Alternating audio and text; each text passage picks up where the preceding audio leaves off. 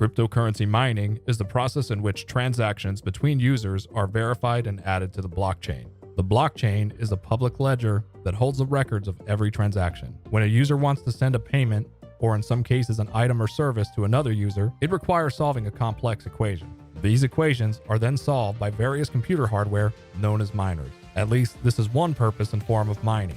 Cryptocurrency is an ever-evolving industry with new technologies and ways to interact with the blockchain. The point being that this is just the basics of crypto mining and not all-encompassing.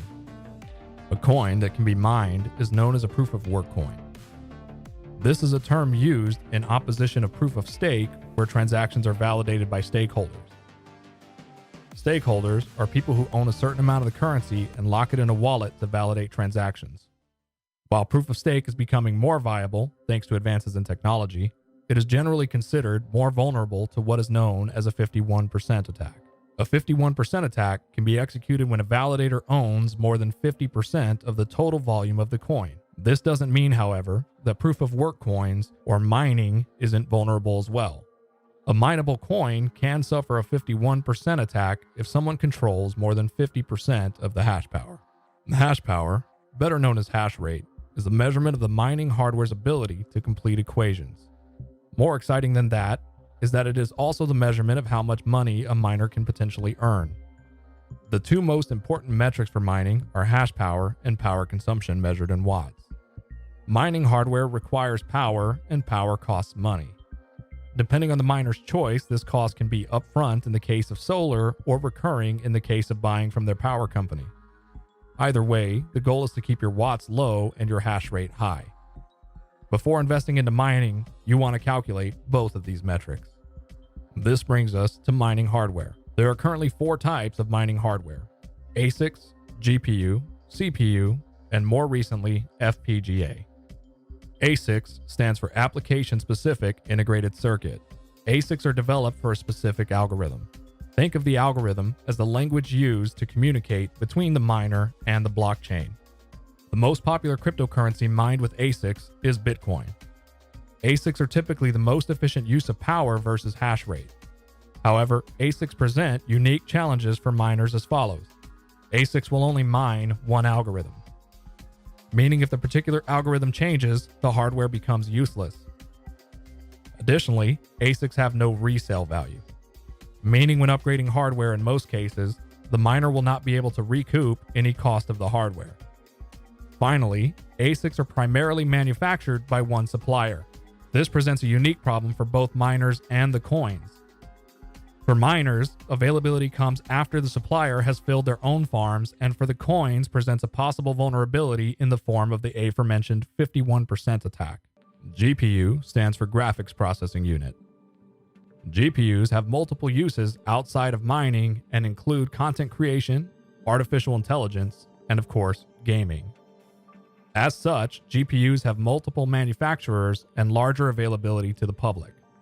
The most popular cryptocurrency mined with GPUs is Ethereum. GPU mining supports multiple algorithms, meaning if the coin you are mining fails or becomes unprofitable, you can move to another coin. Additionally, when upgrading hardware, the miner's old hardware has resale value on the consumer market. The downsides of GPU mining include need for additional hardware and software, along with a constantly moving market to stay educated on. CPU stands for Central Processing Unit and is utilized in almost all technological applications. This means that there are multiple manufacturers and greater consumer availability. The most popular coin mined with CPUs is Monero. CPU mining, like GPU mining, supports multiple algorithms. However, CPU mining presents unique problems for miners due to the amount of CPUs able to run per rig. Both space and additional hardware per rig means the ROI, or return on investment, is typically longer than other hardware. FPGA stands for Field Programmable Gate Array. FPGAs have multiple uses outside of mining but don't share the consumer availability of GPUs and CPUs. The FPGAs are a middle ground between ASICs and GPU-CPU mining. They support multiple algorithms, have resale value, and provide good efficiency.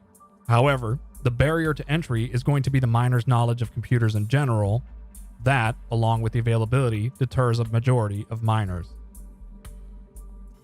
Every hardware option requires software to start hashing. Sometimes referred to as a miner, the software can be confused with the owner of the hardware. For this video, we will reference it as software. Each piece of hardware requires different types of software. ASICs will typically run proprietary software with open source options being scarce. GPU and CPU mining, however, can run on multiple operating systems including Linux, Mac, and Windows.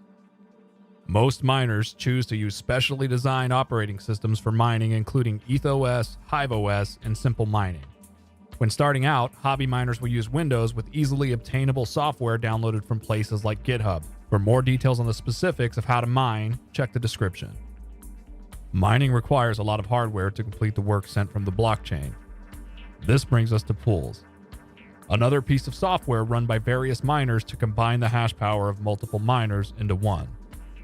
When mining to a pool, the miner will submit shares.